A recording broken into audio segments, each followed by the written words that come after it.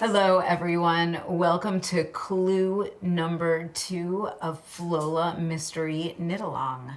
I am Laura Nelkin, I'm a knitwear designer and I live in upstate New York in the Finger Lakes region, and I have a feeling if you're watching this video that you've already watched the getting ready video for Flola and you've watched the clue number 1 video and you are done with clue number 1 and you are ready to be working clue number 2 with me.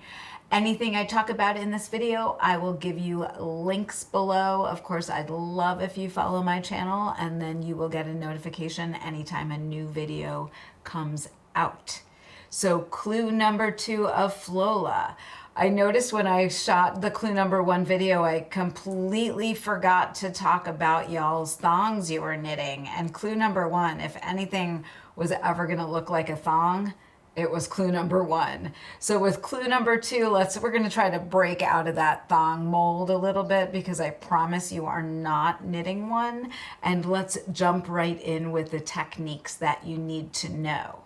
So clue number 2 is fun because you'll get to start to work with your CC color, but at the beginning of clue number 2, you are still working with your main color. And the first thing that I want to do is to go over how to pick up stitches in the yarn overs that are at the edge of your thong or triangle or thong, whatever you want to call it.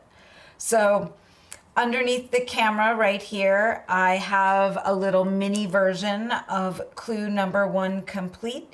You'll see that I have the right side facing me with a removable stitch marker on there, and then all of my live stitches are on a stitch saver. So clue number 2 says, with the right side facing and continuing with the main color, to pick up and knit 1 stitch in each yarn over going down the side of the triangle. I couldn't bring myself to write thong in the pattern. So let's go ahead and do that together. You will see that I've got my yarn attached right here. I am on the right side and I'm going to go ahead and start picking up 1 stitch in each yarn over down the right side of the triangle. So I'm just going to go into that first yarn over from the front to the back, grab my working yarn and bring it through. And then I'm going to go into the next yarn over, grab my yarn and bring it through. This is something that I love to do when I start with yarn overs at the beginning of a row. It makes a really easy increase spot to pick up stitches. This is a technique that I've learned from working some pretty traditional Shetland shawl shapes, and it is certainly easy and it makes a lovely decorative hole. I have seen techniques where people pick up this yarn over and twist it. Sorry, let me get some extra working yarn there and twist it and bring that up and over. But don't do that. In this case, what you want to be doing is just going in from the front to the back and picking up that stitch so that you have that nice open loop right there as you go. Now, when you get down to the bottom and you've picked up 1 stitch in every yarn over going down, you're then going to pick up 1 stitch in that cast on spot right there from the slip knot at the very beginning of clue 1, and then you'll be picking up stitches up the other side of the triangle. So in these videos, I like to make sure that you are reading your pattern as I'm teaching you things. I'm not knitting every stitch with you that's in your pattern, but you'll notice in your pattern that after you've picked up all of those stitches and you have the correct stitch count on your needles, on the wrong side row, you're going to go ahead and knit across those stitches. And then the next step, we definitely want to work together. Okay, so after you've knit back across, you are ready to do something that might be different than anything you've ever done before. What you're doing is casting on stitches both onto your needle and onto the stitch saver so that those stitches on the stitch saver can be worked later. So they're basically like provisional stitches that you're putting on, and then you'll be coming back to them later. So if you follow the pattern as written, it says with wrong side facing, needle held in right hand, with stitch saver with stitches from clue 1 held underneath the needle. So you can see I have the needle on top and the stitches from the stitch saver underneath it.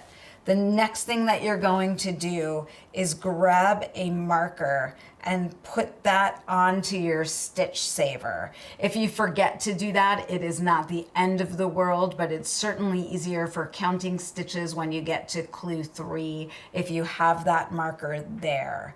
And now what we're going to do is provisionally cast on stitches with the attached yarn onto the stitch saver and the right hand needle. And you're casting on an odd number of stitches, so I want to show you how to do this. The first thing that you're going to do is bring your yarn over your needle, and then you're going to reach down to your stitch saver and grab your yarn and pick up the yarn. And now you'll see that you have 2 stitches on your needle and 2 on your stitch saver. So I count that as 2. And now I'm going to do 1 over the needle, reach down and grab it. And now I've got 4. So I'm going to go over, I'm going to go down, and I've got 6 onto my needle. So let's say that I want to do 7 onto the needle and 7 onto the stitch saver.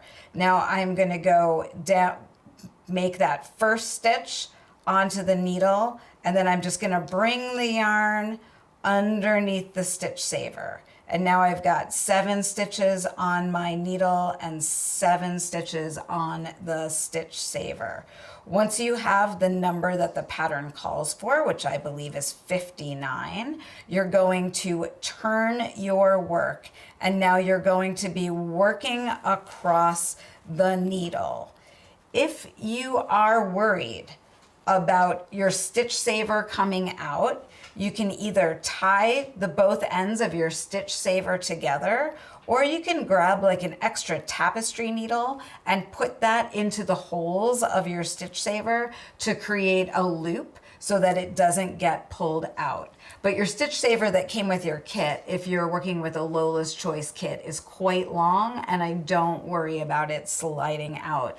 But those are tricks to kind of keep it there no matter what. So now that you have your provisional stitches cast on, it is time to start working with row 1. And what you're going to do is be knitting across to 1 stitch before those picked up stitches from the yarn over.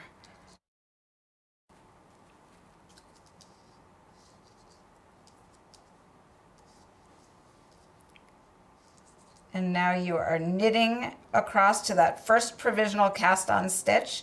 You're slipping that stitch. You are knitting the first stitch from the picked up stitches and then passing that slip stitch over. And you have just bound off one of those picked up stitches. And now you are on row 2. So you are going to turn your work, and you're going to slip 1 purlwise with yarn in front. And now you are going to knit to the last stitch and slip 1 purlwise with yarn in front. And now it is time to introduce your contrast color. So let me just grab that and we will be ready to go. All right, I've got my contrast color all ready to go, and I am on row 3. So what I'm going to do here is I am going to knit 2, and then I'm going to slip, slip, knit,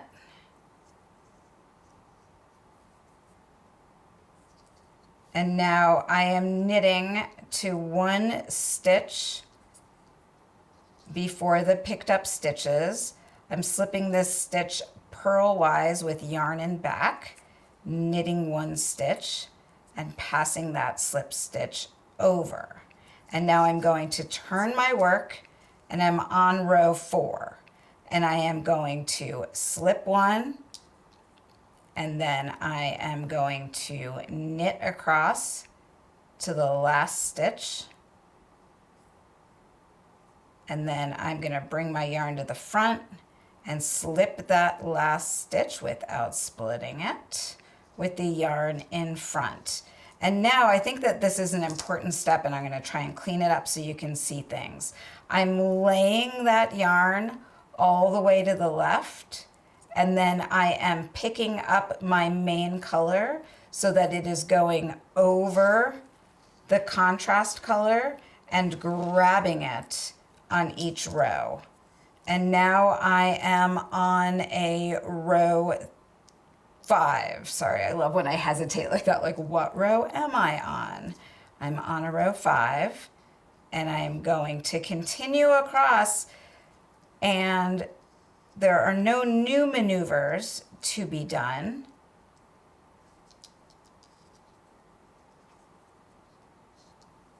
But what you are doing is adding a little bit of fabric to one side of your thong. And now I'm going to turn my work and come back. Now you are going to be repeating these 4 rows until you have 9. So you have 61 stitches on your needle, 52 picked up stitches, and 9 panel stitches. That is everything that you're going to need to do for clue number 2. I think after you've worked this clue, you're going to start to be guessing a little bit what is going to be happening on clue number 3. So work on clue number 2. Clue number 3 comes out on Thursday, July 28th. I will have threads for you in the Ravelry group, and I'll link to everything in the tips and tricks thread, and make sure to put that all below for you. Feel free to ask any questions that you have. I am always happy to help you. Hope you're having a good time going with the Flola.